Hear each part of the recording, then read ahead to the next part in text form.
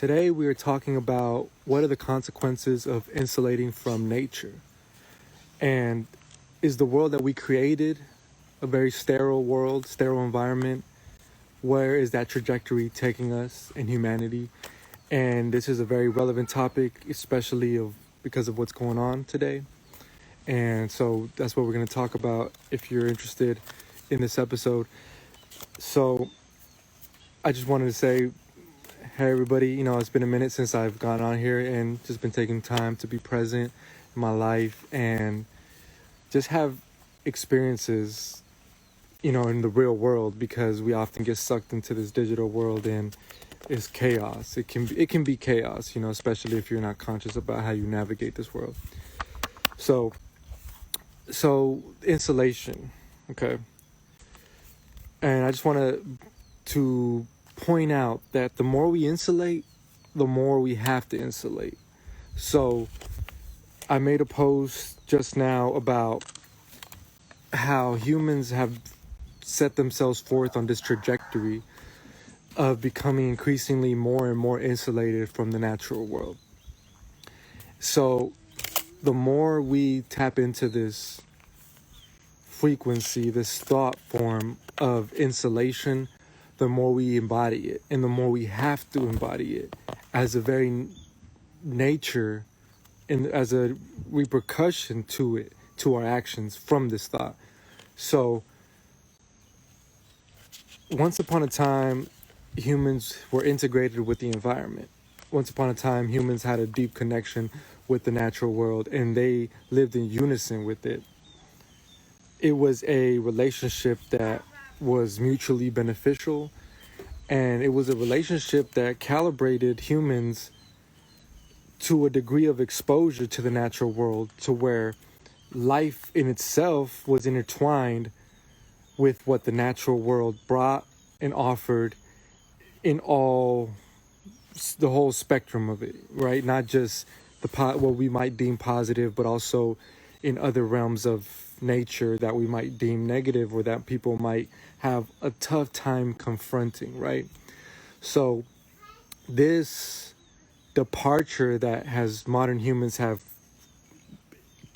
started and that we are seeing now and that we are experiencing today is on that same trajectory. So humans are more and more disconnected day after day from the natural world. We create ultra sterilized environments and we insulate ourselves on every level, from our feet and the shoes that we wear that don't allow us to feel the ground that is actually present, that is basically like we're stepping on the same surface all day, every day. We're not feeling the diversity of terrain that we're supposed to feel. To our heads, most of us, have something covering our head, or we're not allowing our natural hair or whatever. It's all been distorted to where literally from head to toe we are being shielded from exposure to the natural world. So what does this do? What does insulating yourself from the natural world do? Well, one thing that it sets forth this vicious cycle. The more you insulate, the more you have to insulate, because once you try to come back to the natural world, because you're used to a certain level of insulation, it is now even more uncomfortable than the previous time. So now you do more to try to insulate yourself than before. So at some point, people built shelters, but then these shelters become even more insulated. There's walls built, there's insulation, literal insulation, there's air being pumped in that is creating this artificial environment. There is thicker walls, there is noise reduction. So the world that we once existed in is getting silenced, more and more silenced. We no longer hear the birds. We no longer hear the natural ambiance of the natural world. Now we are sitting in a pool of artificial reality. The sounds, the air, the images that we see are all artificial. They're a byproduct of a mind that has chosen to take this route, right? Is this route that thinks that it can deviate from the source of all life, the source of which gives us the ability to create these environments. When you look into like sci-fi movies, they're always ultra sterile. Like it's always this ultra sterilized environment. You rarely see nature. And that's because that is the trajectory that humans are on. So we have to insulate, because exposure is more dangerous to us now.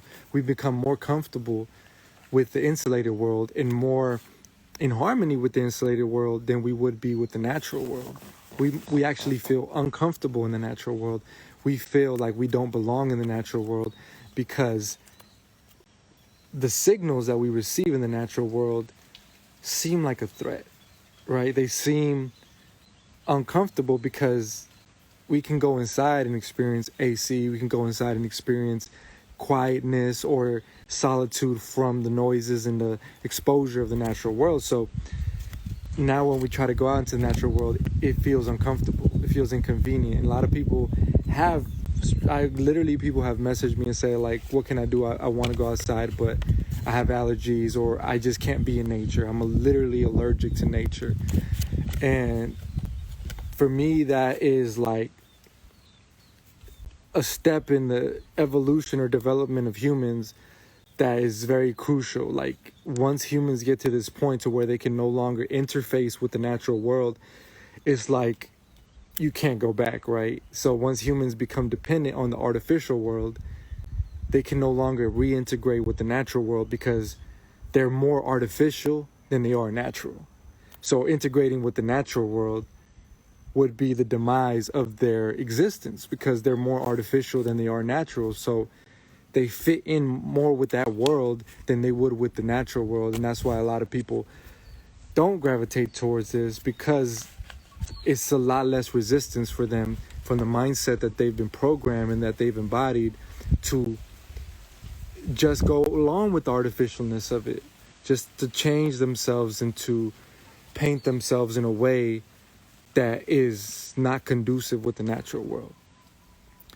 So the trade-off of that kind of life that people deem like safe, that they feel comfortable about, that they feel at peace with, is that you live an incomplete human experience, right?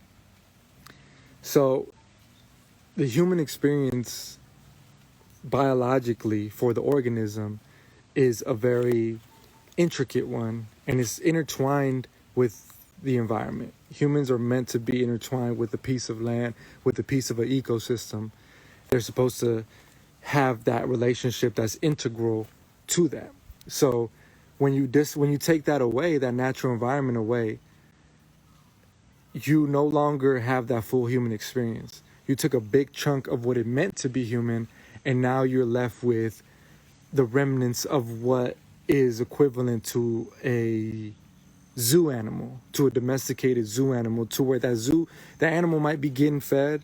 It might have things that look and appear to be like its natural environment, but it's not its natural environment. The food that it's getting is not its natural food. The experience that animal is having is not the full experience of what it was designed to experience. So much in the same way, human beings are no longer having the full human experience. Now they're having an alternate experience that has been devoid of elements that would allow them to feel what it really means to be human, what it truly means to be human on a biological, on a psychological, and a spiritual level. So most people alive today aren't having the full human experience. For instance, if you have not had and seen the cycles of human life coming into this world, of human life leaving this world, and been a part of that without the need for the system or the artificial world to assist you in that, you have not yet had the full human experience, right? So we can take something like giving birth. We've adulterated that as well. We've made that artificial to where that experience isn't being had in the natural, legitimate way that it's always been had. Now it's been mutilated and it's been butchered into something that is more reminiscent of a factory line, of a assembly line, to where they're just pumping out children. You get your children, vaccine, inject it, all the vaccines, send them on its way.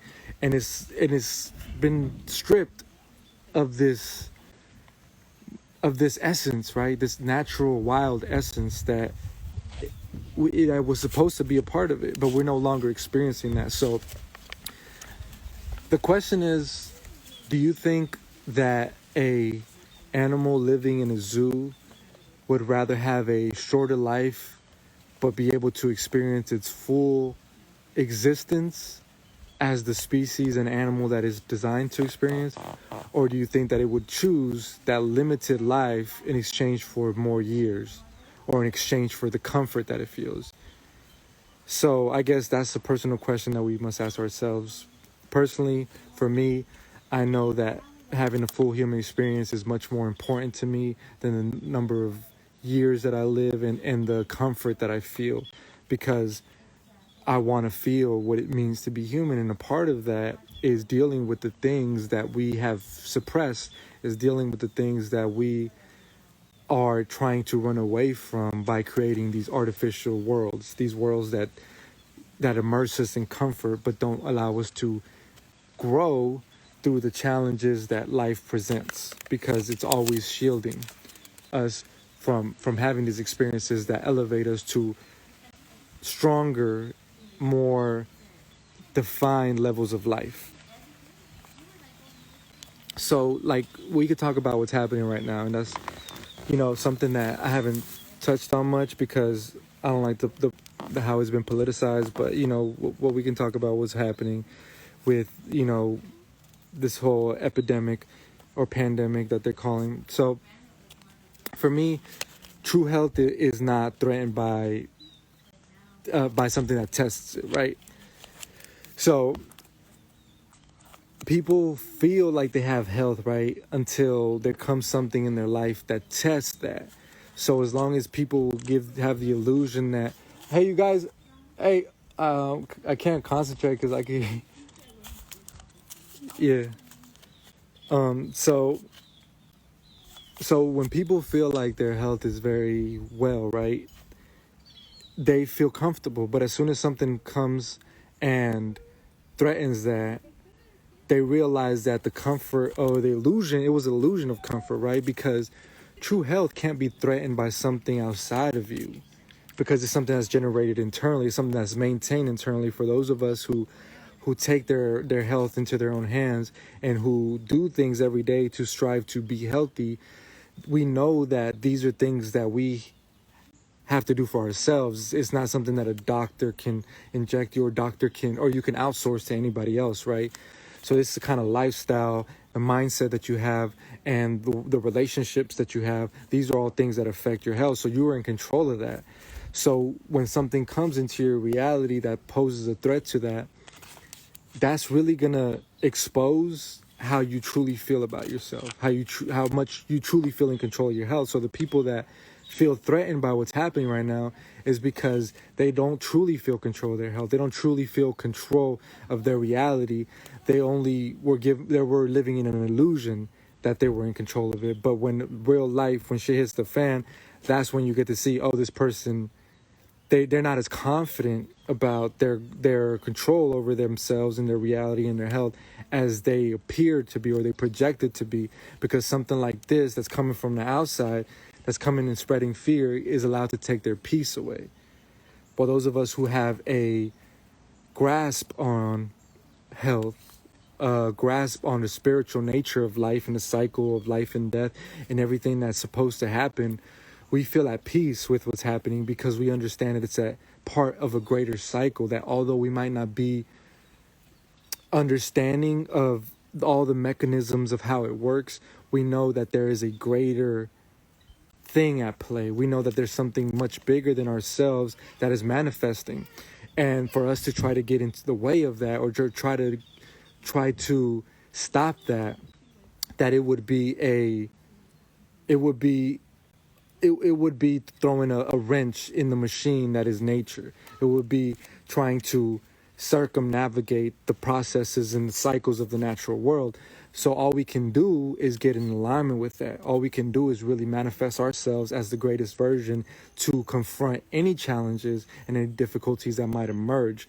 So that's the one approach. And then the other approach is to try to stop the cycle, is to try to stop the outside influences while never focusing on the inside, right? It's never focusing on the self.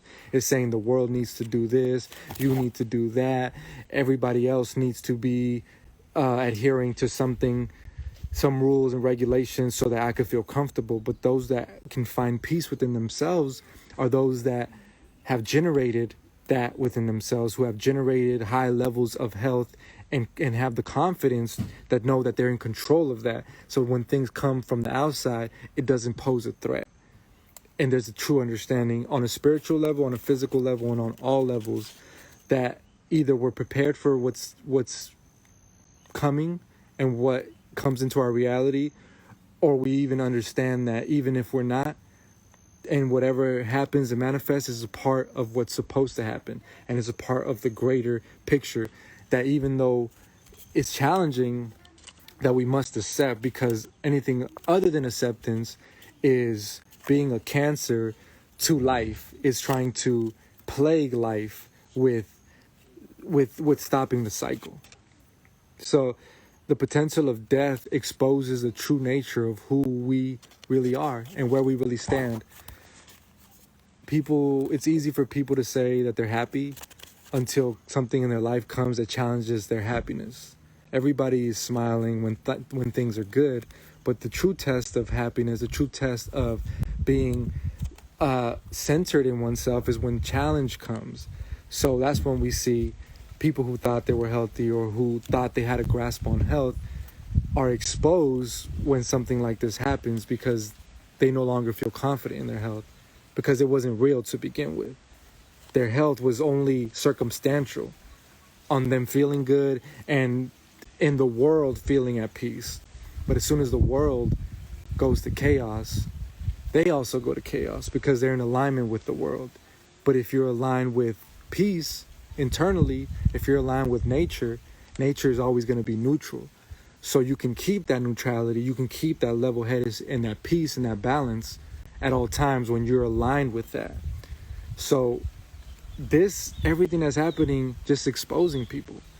People are always showing you who they are. You just have to wait and see and allow them to show you that. So this moment in time that we're experiencing is really revealing a lot. And if you pay attention, you'll see that people who said they were all natural and were about nature, they're the first ones in line to get jabbed up. They're the first ones in line to trust somebody outside of them for health, because it was never really real to begin with. It was they were presenting to be something that they really weren't. When challenge comes, when adversity comes, that's when you see who people are.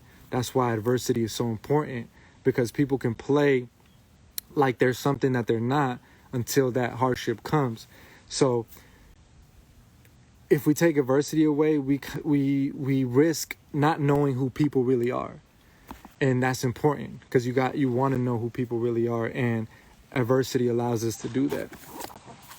So yeah, in regards to all that's happening, like, I'm grateful for it, because it really just made it clear where people stand. And it showed me that people, even in the health community, even in the conscious community, even in the natural community, they're not as confident about their health, and they don't have a healthy perspective on the life and death cycle as they appear to be. Because at the end of the day, here's what I say. If what we're experiencing was created by man and science in a laboratory, why are we expecting solutions to come from the same place that created the problem? Or if this was created by nature, why are we trying to interfere with the processes of the natural world and what it's trying to do as a response to what we are doing and what's going on in the world? So if this is any attempt from the earth to heal itself, who am I to get in the way? If this is an attempt for the earth to reclaim its power, reclaim its strength, reclaim its health, I am merely an organism, a specimen on the earth, and who am I to interfere with that? See, it's the resistance to that, the cancer on this earth, that wants to fight that. It wants to fight with every ounce in its body because it's only thinking about self. It's thinking about, well, I want to live. Well, I want to keep the life that I have. I want to live the reality that I was born into. It never asks what the consequences of that are. It never asks what it takes to keep that machine going. It never asks that because it doesn't care. It's only centered around the ego, the self. But when we consider ourselves a part of a bigger thing, we can make different decisions and we can feel detached from our own selfish desires, and we can allow ourselves to peer into the bigger picture and say, what would the earth as a living organism, what's best for that? And if there's something that's happening that's getting us closer to a state of harmony and health, how can I not interfere? How can I allow that process to continue? Or how can I get in alignment with that process so that I myself am part of the solution rather than a part of the plague on the earth? So that's how I look at things at the end of the day. I think about things from an earth perspective, not a human perspective. Human-centered perspective will bring solutions that only benefit human. Earth-centered perspective is in alignment with the bigger being that we are existing on, and therefore makes different decisions and sees the world through a different lens. So everything that's happening is happening divinely, and it's happening for the benefit of the earth. It's only whether we decide we want to be a part of the solution and be in alignment with nature and be on the frequency of that healing, or we can go against that and only think of ourselves and think how we can keep the world, which is, by the way, the world that is creating these issues, the artificial world, the civilized world, we can keep that alive. And I'm not saying there's no in between, no worlds, no things that we can use from the civilized world. But at the end of the day, which one are you in alignment with? Which one are you integrated with? Which one are you moving towards? And that will let you know who you are. You know, and so somebody had messaged me and said that there's people going around saying nature doesn't exist. I don't know what perspective they're coming from, because to me, you know, everything really is nature in a way. We have just distorted and manipulated things in a way to where we're out of alignment with the cycles of nature. So we extract more than we put back, and we take more than we give. So we just interrupting the cycles, but we can never get away from nature because nature is the reality. We can only try to insulate ourselves, but for so long before we have to reintegrate, you know. So I think that we're in a period of time where we're being called to reintegrate. Those of us who resonate with this path, who are choosing to reclaim that connection, that's something that we're being called to do. It's something that's happening. There's a consensus amongst certain groups of people that are being called to do this kind of work and being called to reintegrate. So there will also be those who aren't called. There will also be those who choose to maintain the life that they're living, and that's okay as well. We're not concerned with that because our focus is on being who we came here to be. So everybody has a role to play. As long as you know the role that you're playing and you embody it wholeheartedly, and you make that your purpose and your life's offering, that's your job, that's your focus, that's your purpose. You know, don't focus on other people because they're just as much invested in what they're here to offer as you should be with what you're here to offer. So, you know, I think that some of us are just going down this path and we just resonated with it heavily, and so that's what we're called to do. And I can't sit here and say like I know what things are gonna look like and will look like, but I just know that there's something that special that we're being called to. So however it manifests, I'm open to it, but I know that the core of it is just having this connection and reclaiming this integration with the earth and the natural world and becoming familiar once again with that space. Yeah, so yeah, appreciate it, Twan. Thank you for buying the badge. I'm just trying this out. If you have any offerings that you want to give, this is one way to do it. So yeah, man, that's the message for today. The more we insulate, the more we have to insulate. And when we return to the natural world, it becomes more of a resistance. So you can either rebuild that connection by connecting back again now, or it'll be harder the more we deviate from that. Generations from now, people will not even know where food comes from. They won't even know how things grow. They will just be so disconnected from that process that it will be hard for them to even imagine a natural life. So yeah, man, just be aware that I'm grateful, y'all. Thank you for those that were in the room. Let me see if I can read some of these comments. If you feel like you're not in control, then you're actually living a life full of helplessness and complaint. Exactly. So Rashi Allah said, I'd rather live 50 years of life in the natural world versus living in 90 in Babylon. That's a fact. And you know what? I think that those 50 years in nature would probably be full of more experience and more actual real human experience than the 90 in that world, because that world is not the full experience. It's just everything is outsourced, and I think that what it means to be human is to live a natural human life, not to live a life as a human in an artificial environment. Same goes for animals. But yeah, that's true. It's just about the quality of life and what we do in this life and the experiences that we have that I think for me really dictate the kind of experience that I have in this lifetime. So yeah, appreciate y'all coming on. I'm gonna save this live. I know I haven't been on here in a while, but I was taking a break, so hopefully we'll be connecting soon. Twan said, fighting to get back to a natural life, escaping on boats, crossing borders to be human again. Yeah, man, it's deep. It's deep. Yeah, so I'm about to get off because somebody else got to go next. But thank you guys for coming on, and I'll be seeing you guys next time, all right? Stay balanced.